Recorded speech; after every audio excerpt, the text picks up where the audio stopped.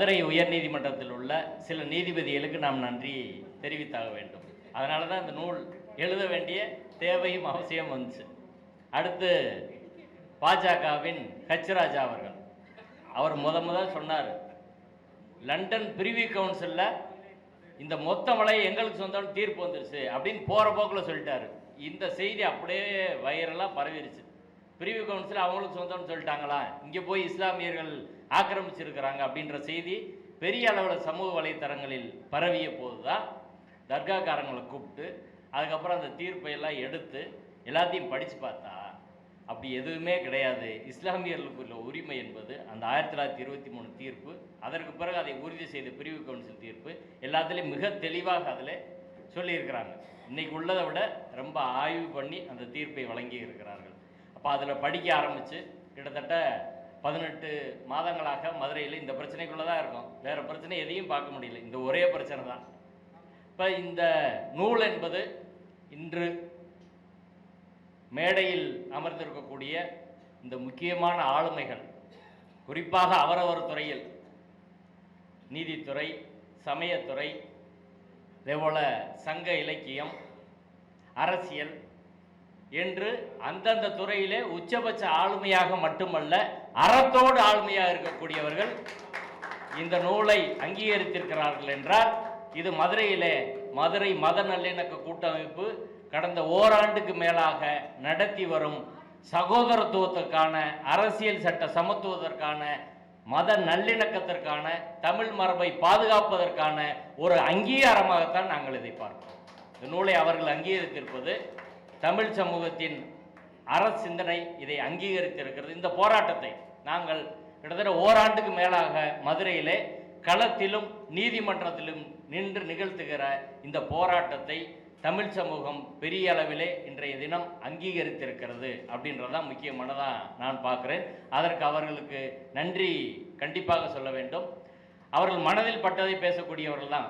நீங்கள் ஒரு நூல் எழுதி கொடுத்துட்டாப்புல அதுக்கு ஏற்றாப்புலாம் பேச மாட்டாங்க. அதில் விஷயம் இருக்குது, உண்மை இருக்குது அப்படின்னா தான் பேசுவாங்க. தவறுனா தவறுன்னு அதை சொல்லுவார்கள். ரெண்டாவது, இந்த நூல் ஒரு தனிப்பட்ட முயற்சியில் ஒரு கூட்டு உழைப்பு, ஒரு போராட்டத்தின் விளைவாக அதில் பலருடைய பங்களிப்பு இருக்கிறது. தனித்தனியாக நான் அதில் சொல்ல முடியாது. ரெண்டாவது, அந்த போராட்டம் நாங்கள் துவங்கியது கிடையாது.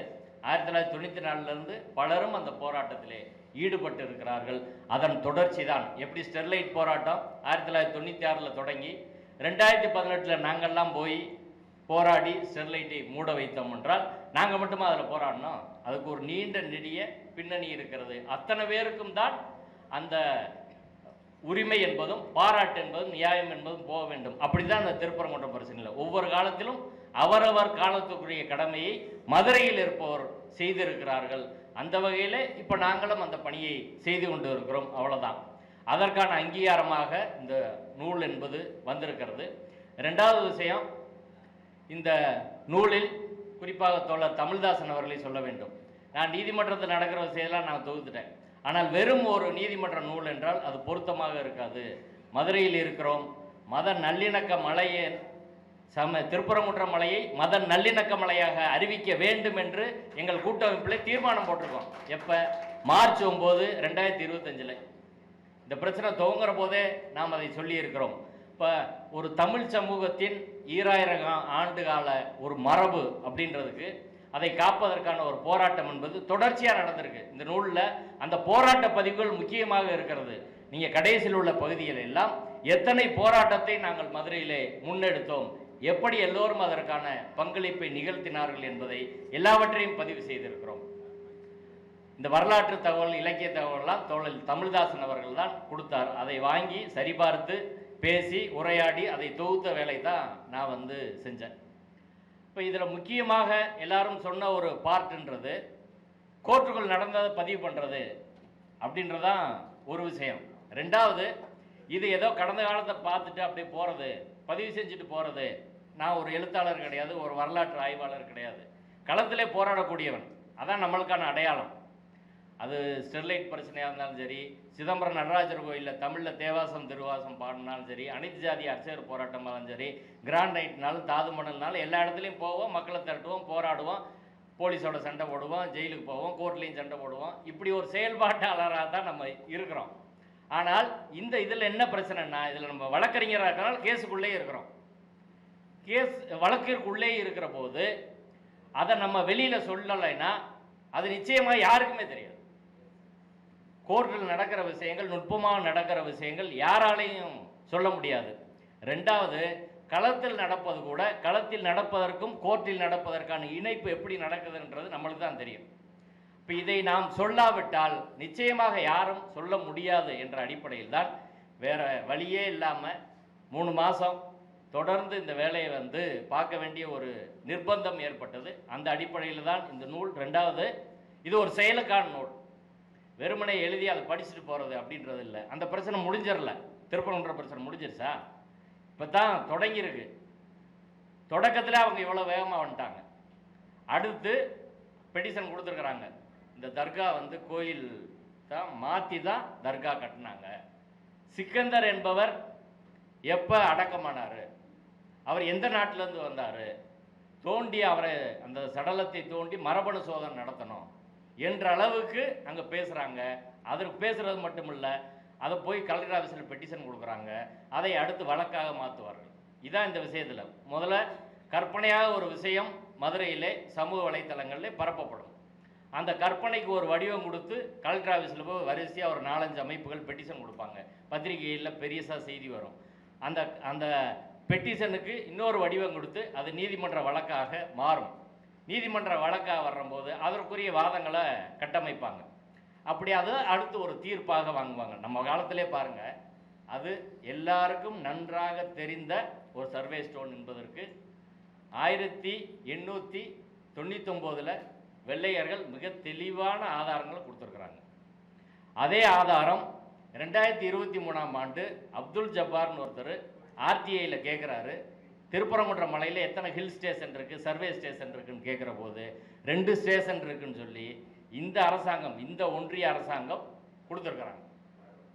அப்படி கொடுத்துருக்கிற போது வெள்ளையர் ஆதாரம், இன்னைக்கு ஆதாரம், சயின்டிஃபிக்காக உள்ள எல்லா எவிடன்ஸு எல்லாமே பொருந்தக்கூடிய ஒரு விஷயத்த, ஆனால் அது கிரானைட், அது சர்வே ஸ்டோன் கிடையாது, இது தீபத்தூண் என்று நம்ம கண்ணு முன்னாடி நிறுவிட்டாங்க. நம்ம சொல்கிறோம் தமிழ் சமூகம் அறிவார்ந்த சமூகம், நம்ம நீண்ட நிறைய பாரம்பரியம் மரபெல்லாம் இருக்குது, நம்ம விடமாட்டோம், ஃபைட் பண்ணுவோம், எல்லாம் இருக்குது. ஆனால் தீர்ப்பு வந்துருச்சுல்ல.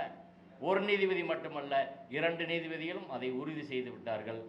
சுப்ரீம் கோர்ட்டுக்கு இப்போ அவங்க நம்மளுக்கு முந்திட்டு அதில் அப்பீல் போட்டு அவங்க அங்கே கரெக்டாக எந்த 2018 4 நீதிபதிகள் என்ன சொன்னார்களோ அதே மாதிரி பெஞ்சுக்கு போய் நிற்கிது.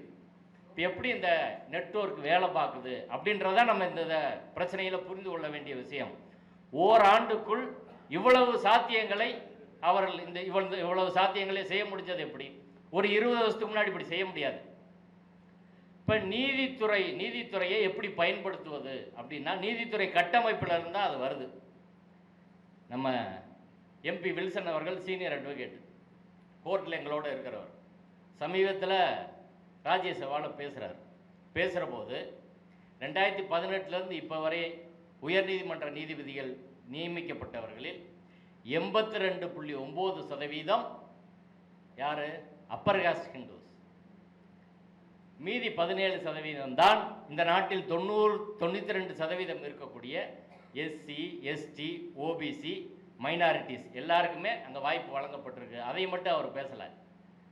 நீதிபதிகளாக வரக்கூடியவர்கள் அவர்கள் ஒரு சமூக பின்னணியிலிருந்து வருகிறார்கள். அந்த பின்னணி அவர்கள் சிந்தனையை தீர்மானிக்கிறது. அந்த சிந்தனை தீர்ப்புகளில் எதிரொலிக்கிறது. ஒரு நாட்டில் பன்மைத்துவம் இருக்குது அப்படின்னா எல்லா தரப்புக்கான பங்களிப்பு என்பது நாட்டில் எல்லா துறையிலும் இருக்கணும். அப்படி இல்லைன்னா நீதிமன்றம் இப்படி தான் இருக்கும் என்பதை வில்சன் அவர்கள் பேசியிருக்கிறார்.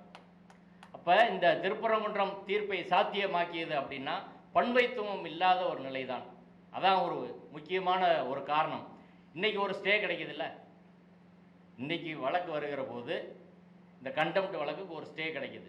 அனைத்து ஜாதி அரசர் வழக்கு வரும்போது அன்றைக்கி ஒரு அப்பீல் வர்றபோது ஒரு ஆர்கியூமெண்ட்டும் கிடையாது அப்படின்னு எந்திரிச்சு நின்னோடனே ஸ்டே. சில பெஞ்சில் அது கிடைக்காது, சில அதில் தான் கிடைக்கும். இப்போ இந்த எண்ணிக்கை என்பது, நீதிபதிகள் எண்ணிக்கை, அவர்கள் சிந்தனை போக்கு என்பது எப்படி மாற்றப்பட்டிருக்கிறது என்பதை நீதிபதி ஹரிபரந்தாமன் அவர்கள் பல்வேறு இடங்களில் பேசியிருக்கிறார். ஏன்னா அவர் உள்ளதான் இருந்தார்.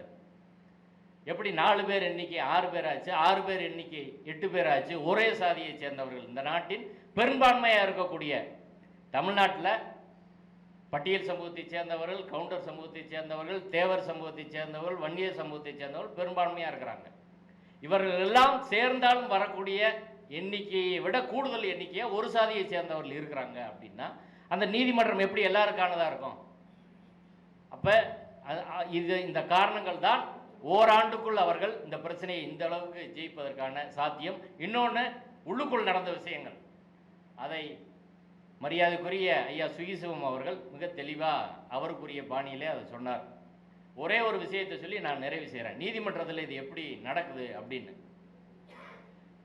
முதல்ல வழக்கு நடக்கிற போது ஆடு கோழி வெட்டக்கூடாது என்ற பிரச்சனையில் கோயில் நிர்வாகம்தான் முதல்ல அதை தடுத்தது போலீஸு. அடுத்து ஆர்டிஓ கூட்டத்தில் பேசினது கோயில் நிர்வாகம். 3வது உத்தரவு போட்டது இஸ்லாமியர்கள். எல்லா ஆவணங்களும் கொடுத்த போதும் கூட அவர்கள் ஆவணங்கள் தரவில்லை, சிவில் நீதிமன்றத்தை நாடுங்கள் என்று சொன்னது ஆர்டிஓ. அதுக்கு பிறகுதான் கோர்ட்டிலே வந்து ஃபர்ஸ்ட் கோயிலேருந்து என்ன அஃபிடவிட் ஃபைல் பண்ணுறாங்கன்னா, ஆடு கோழி வெட்டக்கூடாது. எங்கே? தர்கா இடத்துல வெட்டக்கூடாது. கோயில் இடத்த சொன்னால் பரவாயில்லை, தர்கா இடத்துல வெட்டக்கூடாதுன்னு அவங்க தான் போடுறாங்க. அதை பேஸ் பண்ணி தான் ஃபர்ஸ்ட் ஜட்ஜ்மெண்ட்டு ஜஸ்டிஸ் நிசா பானு சிறுமதி தீர்ப்பு. 3வது நீதிபதியிடம் போகிற போது நம்மெல்லாம் வெளியில் பேசுகிறோம், தீவிரமாக பேசணுன்னையும் அங்கே ஸ்டாண்டை மாற்றுறாங்க. அதை 3வது நீதிபதி விஜயகுமார் ஏற்றுக்கொள்ளவில்லை. ஏற்கனவே நீங்கள் அதை சொல்லிட்டீங்க அப்படின்னு. இப்போ ஒரு வழக்குக்கான ஆவணங்கள் எந்தெந்த வடிவெல்லாம் உற்பத்தியாகி வருது, இப்போ அதிகார வர்க்கத்துக்குள் எப்படி காவி சிந்தனை ஊடுருவி இருக்கிறது அப்படின்றது முக்கியமான ஒரு விஷயம். இன்னைக்கு நிறைய சமூகத்தில் பல்வேறு பிரச்சனை, சாதி பிரச்சனைகள் கூர்மையடையுது. இதென்ன இப்படி நடக்குது, அதென்ன அப்படி நடக்குது அப்படின்னா இங்கே ஆர்எஸ்எஸ் எப்படி வளருது அதோட இணைச்சு நீங்கள் அதை பார்க்கணும். அதுதான் இங்கே ஜுடிஷியரியிலும் உள்ள பிரச்சனையாக இருக்கிறது. இப்போ ஃபஸ்ட்டு அப்படி வந்துருச்சு. அதுக்கப்புறம் இந்த தீபத்தூண் வழக்கில், இந்த கார்த்திகை தீப வழக்கில் ஒரே ஒரு சம்பவம் சொல்லி முடிக்கிறேன். அதாவது அந்த இடம் உண்மையிலே, அந்த தூண் இருக்க இடம் இஸ்லாமியர்களுக்கு சொந்தமானது. அது தீர்ப்பிலே இருக்கு. தர்காவும் கொடிமரமும் இணைந்த பகுதி. Whole top of the hillock where dargah stands, dargah and flag staff stands. தர்காவும் கொடிமரமும் இருக்கக்கூடிய மொத்த மலைப்பகுதியும் அந்த மலை உச்சியும் இஸ்லாமியர்களுக்கு சொந்தம். அந்த ஜட்ஜ்மெண்ட்டில் இருக்கு. மீத மலையெல்லாம் கோயிலுக்கு சொந்தம். அது சமணர்கள் கேட்கப்படவில்லை, சமணர்களுக்கு அநீதி இழைக்கப்பட்டது அப்படின்றது ஒரு உண்மை. அதையும் நான் பதிவு பண்ணியிருக்கிறேன். ஆனால் தீர்ப்பில் உள்ளது whole top of the hillock என்பது அந்த பகுதியில் தான் கொடிமரம் இருக்கிறது, தர்கா இருக்கிறது. இந்த ரெண்டுக்கு இடைப்பட்ட பகுதியில் தான் என்ன இருக்குது? இந்த தூண் இருக்கு. அந்த தூணுக்கு போகிறதுக்கான வழி என்பது தர்காவுக்கு சொந்தமான 150 படிகளில் ஏறாமல் நீங்கள் போகவே முடியாது. இல்லைன்னா ஹெலிகாப்டரில் தான் வரணும், வேறு வழியே கிடையாது. இன்னொருத்தர் ப்ராப்பர்ட்டியில் எப்படி போக முடியும் அப்படின்ற கேள்விக்கு நீதிமன்றம் இதுவரை விடையே சொல்லலை. இப்போ இது தர்காவுக்கு சொந்தமான இடம் என்று மிக தெளிவாக சொன்ன பிறகு, தீர்ப்பு இருக்கிற போது, அன்றைய உச்சநீதிமன்றம் அதை அங்கீகரித்த பிறகு இதை மாற்றி ஒரு நீதிபதி எப்படி எழுத முடியும்? அதுக்கு தான் சில வேலை நடந்துச்சு. அதை மட்டும் நான் சொல்கிறேன். நம்ம இப்போ நுட்பமாக புரிந்து கொள்ள வேண்டியிருக்கிறது அப்படின்றதுக்காக. ஒரு நாள் வழக்கு விசாரணைக்கு வருகிற போது நீதிபதி ஜிஆர் சாமிநாதன் அவர்கள் கேட்குறாரு, ஓப்பன் கோர்ட்டில், பத்திரிகையில் தினமலரில் ஒரு செய்தி வந்திருக்கு, இந்த தூணை கொஞ்சம் பேர் கட்டையை வச்சு மறைக்கிறாங்க, இந்த கட்டையை வச்சு மறைக்கிறாங்கல்ல, இதை யார் செஞ்சதுன்னு கேட்குறாரு. நாங்கள் எல்லாம் அமைதியாக இருக்கோம். கோயிலோட அட்வொகேட்டை பார்க்குறாரு. கோயிலோட அட்வொகேட் சந்திரசேகர் இருந்துருச்சு, நாங்கள் தான் மறைச்சோன்றார். உடனே குறிச்சுக்கிறாரு. அடுத்து கேட்குறாரு, தர்காவுக்கு காம்பவுண்டு சுவர் இருக்கா? திருப்பரங்குன்றம் பக்கம் இருந்து ஒரு எஸ்ஐ வந்திருந்தார், அவர் ஒரு மூலையில் நின்றார். இருக்குங்கய்யா, குறிச்சுக்கிட்டார். அடுத்து கேட்குறாரு, அந்த காம்பவுண்டு சுவர்லேருந்து இந்த தூண் ஒரு 50-60 மீட்டர் தூரம் இருக்குமா? ஆமாங்கய்யா இருக்கும், ரெக்கார்ட் பண்ணிக்கிட்டார். இது அன்னைக்கு எது கேட்டார் என்னன்றது நிறைய பேருக்கு தெரியாது. ஆனால் தீர்ப்பில் வருது, இந்த இடத்தில் பத்திரிகையில் வந்த செய்தியின்படி நான் கேட்டபோது அந்த கல் தூணை மறைத்தவர்கள் யார் என்று கேட்டேன். கோயில் நிர்வாகம் மறைச்சதுன்னு சொன்னாங்க. கோயில் நிர்வாகம் அப்படி மறைக்கிற போது தர்கா நிர்வாகம் அதை போய் தடுக்கவில்லை. அப்படி தடுக்கவில்லை என்றால் அது கோயிலுக்கு சொந்தம்.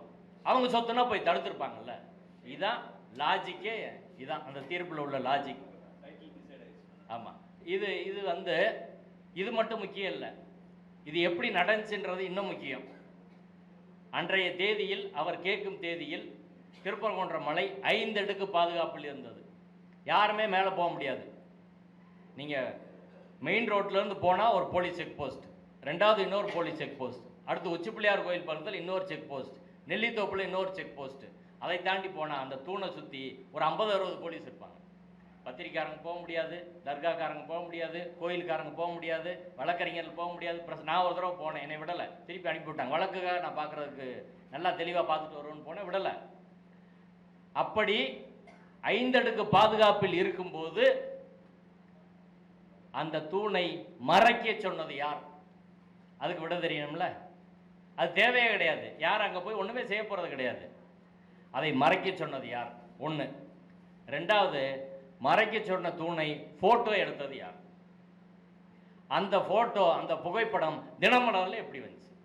பத்திரிகையாளருக்கு அனுமதி கிடையாது, தினமலர் ரிப்போர்ட்டர் அங்கே போயிருக்க வாய்ப்பே கிடையாது. எப்படி வந்துச்சு?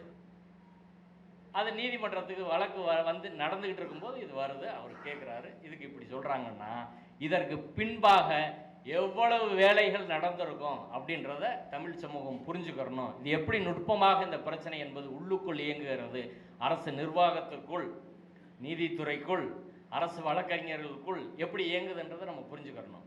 சர்வேஸ்டோன்னு ஒட்டுமொத்த தமிழ்நாடே சொல்லிச்சு. ஆனந்தவிடன்லாம் எழுதுகிறாங்க, ஆனந்தவிடன் கட்டுரையே எழுதியிருந்தாங்க. அதில் சமணர்கள் ஒரு காலத்தில் அதை பயன்படுத்தியிருக்கலாம், இல்லை அந்த தூண் அங்கே கிடந்ததை இவங்க எடுத்து சமணர்கள் பயன்படுத்தின தூணை இவங்க பயன்படுத்தியிருக்கலாம் அப்படின்ற வாதங்கள்லாம் வைக்கப்பட்டது. ஆனால் ஒருபோதும், ஆனால் கோயில் நிர்வாகத்திலிருந்தும் சொன்னாங்க, நீதிமன்றத்தில் எழுத்துப்பூர்வமான அந்த வாதத்தை பதிவு செய்தார்கள். மூத்த வழக்கறிஞர் மாசிலாமணி வந்து பேசினார், இந்த தூணுக்கும் கோயில் வழிபாட்டு முறைக்கும் எந்த சம்பந்தமும் இல்லை. அது சர்வே ஸ்டோனாக இருக்கலாம், கிரானைட் ஸ்டோனாக இருக்கலாம், சமணர் ஸ்டோனாக இருக்கலாம், வெறும் கல் தூணாக இருக்கலாம். ஆனால் இந்த தூணிற்கும் கோயில் வழிபாட்டு முறைக்கும் எந்த தொடர்பும் இல்லைன்றதை அவர் சொன்னார். கோயில் நிர்வாகத்தில் அதற்கப்புறம் வெளியில் நல்ல ப்ரெஷர் வந்தோடனே இந்த வாதத்தை வைத்தார்கள். அது ஐயா சுகிசிம்ம அவர்களெல்லாம் இந்த விஷயத்துக்கு நிறைய பங்களிப்பு செய்திருக்கிறார்கள். இப்போ அப்படி வாதம் வைத்த பிறகு கூட நீதிபதி ஜி.ஆர். சாமிநாதன் அவர்கள் கார்த்திகை தீபம்ன்ற விஷயம் அது நீண்ட கால பழக்கம் அப்படின்னு அதை சொல்ல, இது கோயிலின் சொத்து, அதை காப்பாற்றுறதுக்கு தீபம் ஏற்றுங்கன்னு தான் அவர் தீர்ப்பில் இருக்கு. அது காலங்காலமாக தீபம் ஏற்றப்பட்ட இடம் அப்படின்றத எழுதலை. இது கோயிலின் சொத்து, அதை காப்பாற்றுறதுக்காக நீங்கள் அங்கே தீபம் ஏற்றுங்கள் அப்படின்னு சொல்கிறாரு. கோயிலின் சொத்துன்னு எப்படி முடிவு பண்ணாங்க? ஒரு டிஸ்பியூட்டட் கொஸ்டின் ஆஃப் ஃபேக்ட் அப்படின்றத மாண்புமிகு நீதிபதி அவர்கள் இருக்கிறார். ரிட் ப்ரொசீடிங்ஸில் நீதி பேரான மனுக்களில் டிஸ்பியூட்டட் கொஸ்டின் ஆஃப் ஃபேக்டை எப்படி முடிவு பண்ண முடியும்? அந்த இடம் யாருக்கு சொந்தம்னு பிரச்சனை. அந்த இடத்தை பொறுத்து அது கல் தூணா, தீபத்தூணா, கிரானைட் தூணா, சமணர் தூணா அப்படின்றதும் பிரச்சனை. எவ்வளவு காலம் அதில் தீபம் ஏற்றப்பட்டதா இல்லையா, அந்த பழக்கம் வழக்கம் மரபு இருந்துச்சா, அதுவும் டிஸ்பியூட்டட் கொஸ்டின் ஆஃப் ஃபேக்ட். இதையெல்லாம் நிரூபிக்க வேண்டிய இடம் சிவில் கோர்ட்டு. அதை தாண்டி செட்டில்டு லீகல் பிரின்சிபலை தாண்டி இந்த வழக்கு என்பது நகர்ந்து சென்று இருக்கிறது. அதில் எனக்கு மிகப்பெரிய வருத்தம் என்னன்னா, இதில் இவ்வளவு தூரம் நடக்குது, எல்லாரும் பார்த்துக்கிட்டு இருக்காங்க. தினந்தோறும் நீதிமன்றம் முடிச்சுட்டு வந்து பிரஸ்காரங்களை சந்தித்து இதெல்லாம் சொல்லிக்கிட்டே இருக்கிறோம். ஒரு 100கணக்கான வீடியோ போட்டிருக்கோம், எல்லாத்தையும் சொல்லியிருக்கிறோம். இவ்வளவு விஷயங்கள் நடந்த போதும் கூட தமிழ் சமூகத்திலிருந்து சாதாரண மக்கள் சோசியல் மீடியாவில் பேசுகிறவங்க தான் பேசுகிறாங்களே தவிர, ஓய்வு பெற்ற நீதிபதிகள் நிறைய பேர் அதை பேசலை, மூத்த வழக்கறிஞர்கள் நிறைய பேர் அதை பேசலை, பெரிய கட்சிகள்லாம் அதை பேசவில்லை. ஒரு கனத்த மௌனம் தான் அதில் நிலவியது அப்படின்றது தான். முன்னாடி காலத்தில் அப்படி இல்லை. ஒரு 20 வருஷத்துக்கு முன்னாடி இப்படி தீர்ப்பு வந்தால் எல்லாரும் அதை பேசுவார்கள். ஆனால் இந்த பேசாமல் இருக்கிற மௌனம் இருக்கு பாருங்க, இதுதான் நான் பிரச்சனையாக பார்க்கிறேன். அந்த மௌனத்தை உடைக்க வேண்டும், எல்லோரும் பேச வேண்டும். பெரியார் பார்க்காத கண்டம்டா, பெரியார் பேசாத விஷயங்களா? இப்போ ஒரு சமூக மாற்றத்தை நோக்கி போனோம்னா அதற்குரிய பிரச்சனைகள் வந்தே தான் தீரும். அதை கடந்து தான் போகிறோம். ஒரு 10 நாள் போய் ஜெயிலில் எடுத்துகிட்டு வந்தால் என்ன ஆயிரப்போகுது? சிதம்பரம் நடராஜர் கோயிலில் நாங்கள் 3 நாள் ஜெயிலுக்கு போனோம். அதுக்கு பிறகுதான் தமிழ் தேவாரம் திருவாசகம் பாடினோம். நாங்கள் மட்டும் இல்லை, நாங்கள் அரெஸ்ட் ஆகி மார்ச் 2ஆம் தேதி அரெஸ்ட் ஆகி கோர்ட்டில் நிற்கிறோம். அப்போ சாமியார் சிவனடியார் ஆறுமுகசாமி வந்தார். வந்து அவரை நடுவில் கோர்ட்டில் உட்கார வச்சிட்டோம். அவர் சொன்னார், நானும் ஜெயிலுக்கு போகிறேன். சாமி, உங்கள் மேலே கேஸே இல்லையே, இல்லை எனக்கு வெளியில் எனக்கு உயிருக்கு ஆபத்து இருக்குது, இவங்க தான் எனக்கு பாதுகாப்பாங்க. அவங்க கம்யூனிஸ்ட் கட்சிக்காரங்க இவங்கெல்லாம் அப்படி சொல்கிறாங்களே, இல்லை இவங்க தான். நான் பல பேர்கிட்ட போய் கேட்டேன், எவருமே உதவி செய்யலை, இந்த கம்யூனிஸ்ட் கட்சிக்காரங்க தான் வந்தாங்க, அவங்க தான் எனக்கு பாதுகாப்பு, அவங்க கூட நான் ஜெயிலே இருந்துக்கிறேன் அப்படின்னு மதிய வரையும் அவரை ஜெயிலுக்கு அனுப்புறதா இல்லை. நீதிபதிக்கு ஒன்றுமே தெரில, ஏன்னா அக்யூஸ்டு கிடையாது அவர், நாங்கள் தான் அக்யூஸ்டு. அவர் வராமல் நாங்கள் போக மாட்டேன்றோம், அவர் எங்களை விட்டு போக மாட்டேன்றார். கடைசியில் அவரையும் சேர்த்து ரிமாண்ட் பண்ணி ஜெயிலுக்கு போனோம். ஒரு பாரதியார் இருந்த ரூமுக்கு பக்கத்து ரூமில் ஒரு 3 நாள் நல்ல ராஜ மரியாதையோடு இருந்தோம். அதுக்கு பிறகு தான் நாங்கள் தமிழில் தேவாரம் திருவாசகம் என்பது திரும்ப வந்து ஜெயிலிருந்து எங்களை கூட்டு வந்து திரும்பவும் கூட்டிகிட்டு போய் சாமியாரை ஆறுமுகசாமி அவர்களை பாட வைத்தார்கள். இப்போ ஸ்டெர்லைட் பிரச்சனையில் இருந்தோம். அப்போ என்ன போயிட்டு வர்றதுனால என்ன ஆயிரப்போகுது? இப்போ அந்த ஒரு தமிழ் சமூகத்தின் அறம் துணிவு இதெல்லாம் நம்ம பேசுகிறோம்ல, அப்படி பேசுகிற போது இது போன்ற விஷயங்கள் நடக்கிற போது அதற்கு எதிராக நிற்க வேண்டும் என்பதுதான். அதைத்தான் இப்போ நம்ம போராட்ட களத்தில் இருக்கக்கூடிய ஒரு ஆள். நான் இன்னும் சில வார்த்தைகள் சொன்னால் ஒரு கான்ட்ரவர்சியான ஆளும் கூட ப்ரொஜெக்ட் பண்ணப்படும். ஆனால் அப்படி ஒரு ஆள் எழுதின ஒரு நூலுக்கு இந்த போராட்டத்தை அங்கீகரித்து இந்த ஆளுமையில் வந்திருக்கிறான். அவருக்கு எவ்வளவு சிக்கல் அதில் வரும், எத்தனை பேர் சொல்லியிருப்பாங்க. நீதிபதி ஹரிபரந்தாமன் அவர்கள் நாங்கள் போராடி சஸ்பெண்ட் ஆகிற போது 2 வருஷம் சஸ்பெண்ட் பண்ணி எனக்கு வாழ்நாள் தடை போட்டாங்க. வழக்கறிஞர் தொழில் நீங்கள் பண்ணவே கூடாது, வஉசிக்கு பிறகு வாழ்நாள் தடை எங்களுக்கு தான் போட்டாங்க. அப்போ நீதிபதி ஹரிபரந்தாமன் அவர்கள் எங்களோடு வந்து இருந்தார். அப்போ இப்படிப்பட்டவர்களால்தான் இந்த சமூகம் என்பது நகர்ந்து சென்று கொண்டு இருக்கிறது. அந்த அடிப்படையில் இந்த நூல் என்பது ஒரு செயலுக்கான நூல். இந்த நூலுக்கு பலரும் உழைத்திருக்கிறார்கள். அவர்களுக்கெல்லாம் நன்றி சொல்லி நிறைவு செய்கிறேன். நன்றி.